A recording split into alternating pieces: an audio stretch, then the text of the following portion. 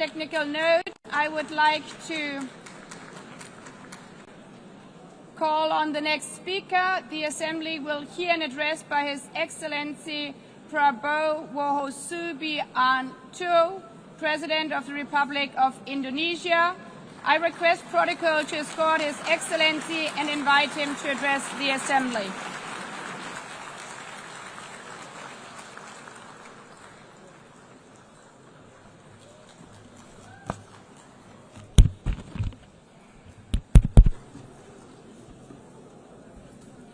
His Excellency, Mr. Antonio Guterres, Secretary General of the United Nations, Her Excellency, Madame Annalena Baerbock, President of the United Nations General Assembly, His Excellency, Mr. Moses Abelian, Under-Secretary General for General Assembly and Management, Excellencies, Heads of States, Heads of Governments, distinguished delegates, ladies and gentlemen. It is indeed a great honor for me to stand in this august General Assembly Hall among leaders and representatives who represent almost all of humanity. We differ in race, religion, and nationality, yet we gather together today as one human family. We are here first and foremost as fellow human beings, each created equal, endowed with unalienable rights to life, liberty, and the pursuit of happiness. The words of the United Nations Declaration of Independence have inspired democratic movements across continents, including the French Revolution, the Russian Revolution, the Mexican Revolution, the Chinese Revolution, and Indonesia's own struggle and journey to freedom. It also gave birth to the Universal Declaration of Human Rights, adopted by the United Nations in 1948. All men are created equal was the creed that opened the way to unprecedented global prosperity and dignity. And yet, in our own era of scientific and technological triumphs, an era capable of ending hunger, poverty, and environmental ruin, we also continue to face today grave dangers, challenges, and uncertainties. Human folly, fueled by fear, racism, hatred, oppression, and apartheid, threatens our common future. My country knows this pain. For centuries, Indonesians lived under colonial domination, oppression, and slavery.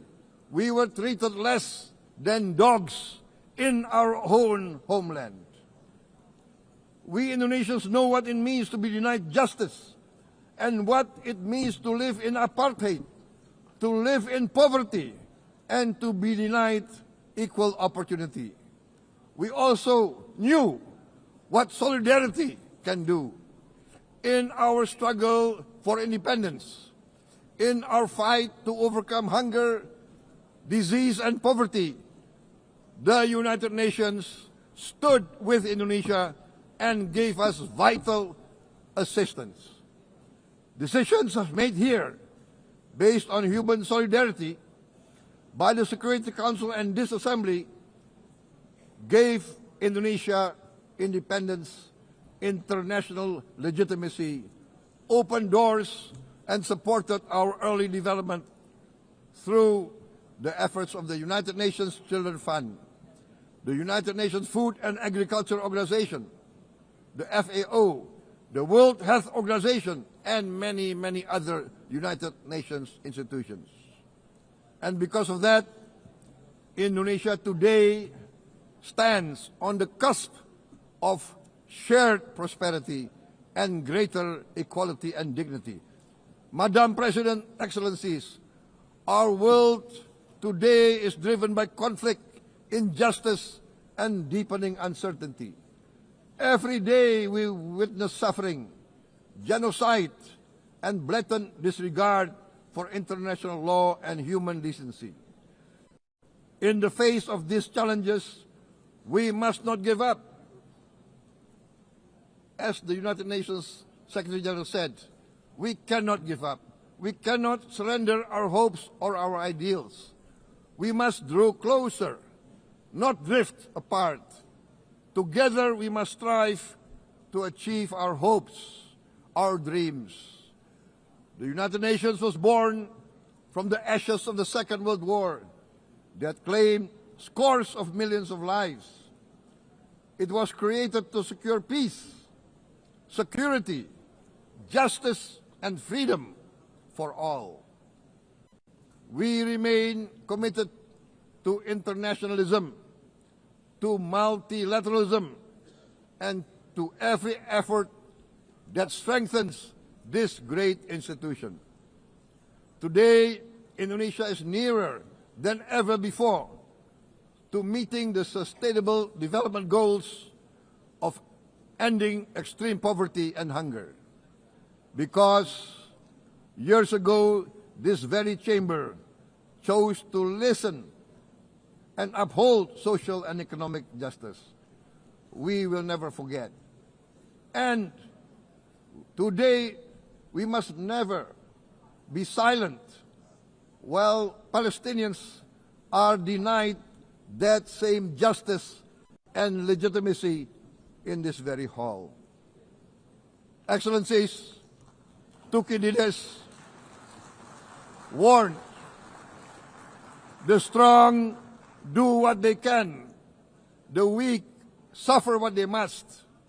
We must reject this doctrine.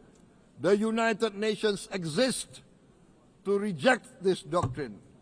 We must stand for all, the strong and the weak. Might cannot be right. Right must be right.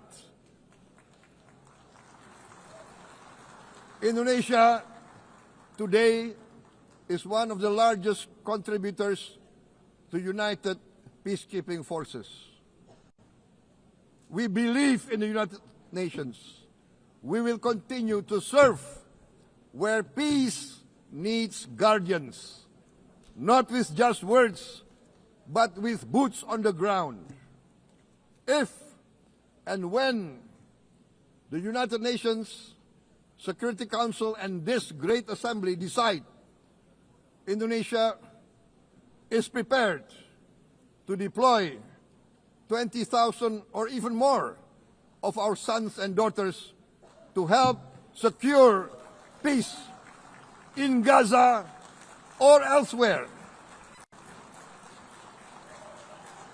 in Ukraine, in Sudan, in Libya, everywhere when the peace needs to be enforced, peace needs to be guarded, we are ready.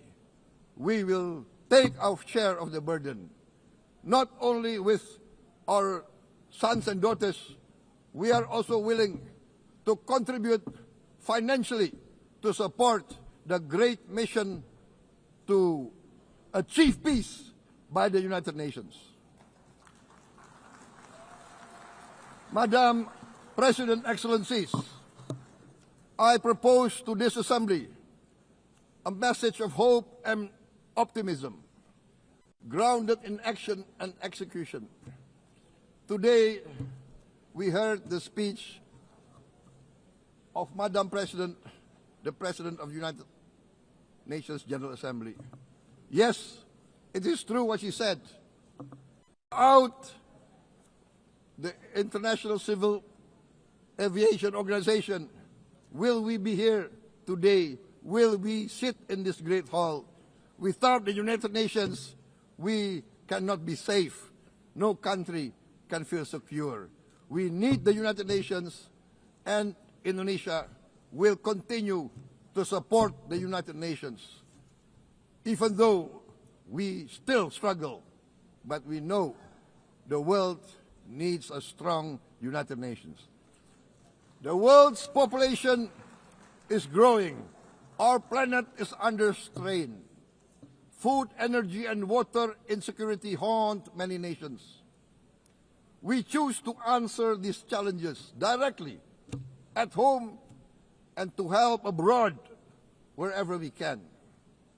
This year, Indonesia recorded the highest rice production and grain reserves in our history. We are now self-sufficient in rice, and we are starting now to export rice to other nations in need, including providing rice for Palestine. We are building resilient food supply chains, strengthening farmer productivity, investing in climate-smart agriculture to ensure food security for our children and for the children of the world. We are confident in a few years' time, Indonesia will be the granary of the world.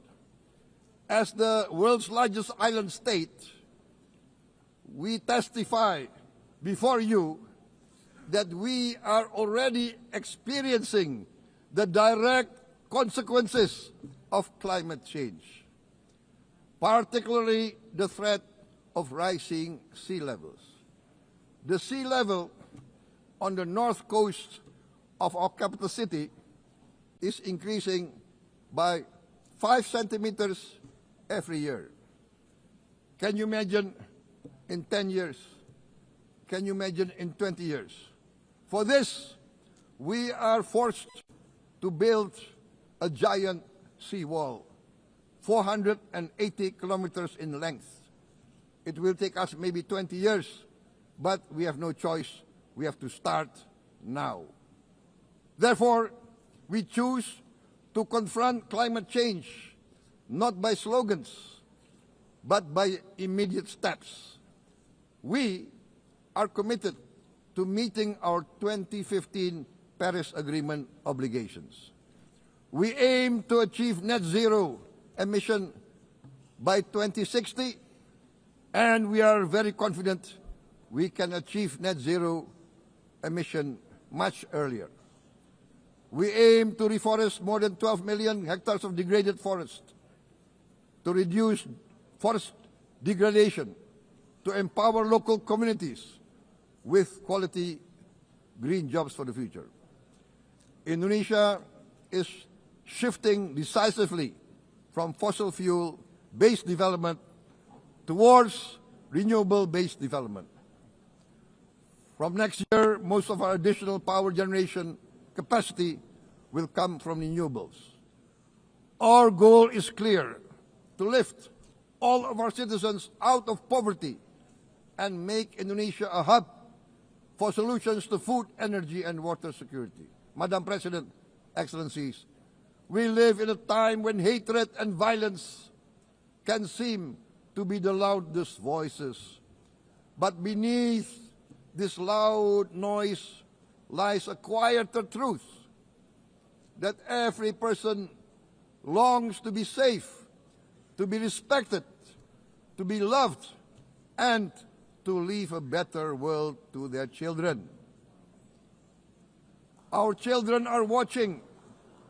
They are learning leadership, not from textbook, but from our choices. Today, still, a catastrophic situation in Gaza is unfolding before our eyes. At this very moment, the innocent are crying for help, are crying to be saved. Who will save them? Who will save the innocent? Who will save the old and women? Millions are facing danger at this very moment. As we sit here, they are facing trauma. They are facing irreparable damage to their bodies. They are dying of starvation. Can we remain silent? Will there be no answer to their screams? Will we teach them that the human family can rise to the challenge. Madam President, we must act now. Many speakers said that. We must stand for a multilateral order where peace, prosperity, and progress are not the privilege of a few, but the right of all. With a strong United Nations, we can build a world where the weak do not suffer what they must, but live the justice that they deserve. Let us continue humanity's great journey of ideals, the selfless aspirations that created the United Nations. Let us use science to uplift, not use science to destroy. Let rising nations help others to lift themselves. I am convinced that the leaders of the great world civilizations of the West, of the East, of the North, of the South, leaders of America, Europe, of India, China, the Islamic world, the whole world, I am convinced they will rise to their role demanded by history. We are all hopeful that the leaders of the world will show great statesmanship, great wisdom, restraint, humility, overcome hate, overcome suspicion. Madam President, distinguished delegates, we are greatly heartened by the events of the last few days, where significant leading countries of the world have chosen to side with history, to choose the right side of history, the path of the moral high ground, the path of rectitude, the path of justice, the path of humanity, to shun hatred, to overcome suspicion, and to avoid the use of violence. The use of violence will beget violence.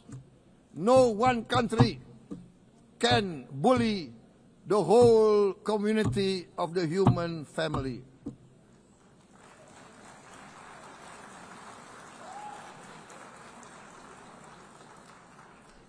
We may be weak individually, but the sense of oppression, the sense of injustice has proven in the history of mankind that this sense of injustice, this sense of oppression will unite into a strong force that will overcome this oppression, that will overcome this injustice.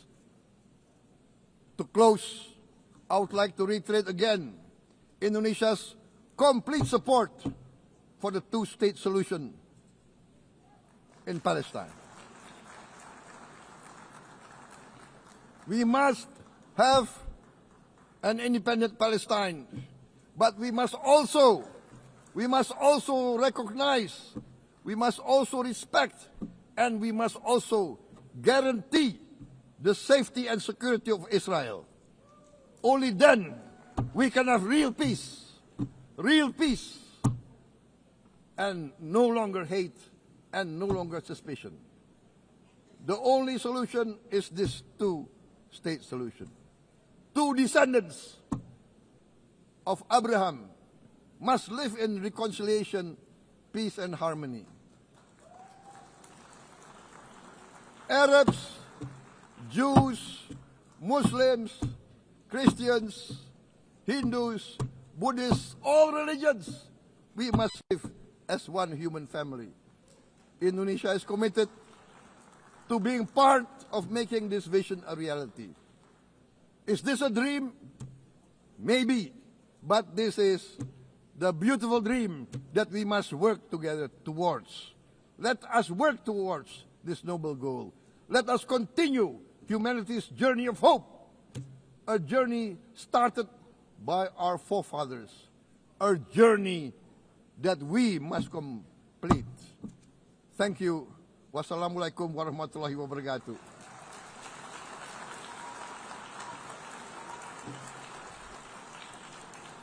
Shalom. Santi, Santi, Santi, Om. Namo Buddhaya. Thank you very much. May God bless us all. May peace be upon us. Thank you very much. Thank you. On behalf of the Assembly, I wish to thank the President of the Republic of Indonesia.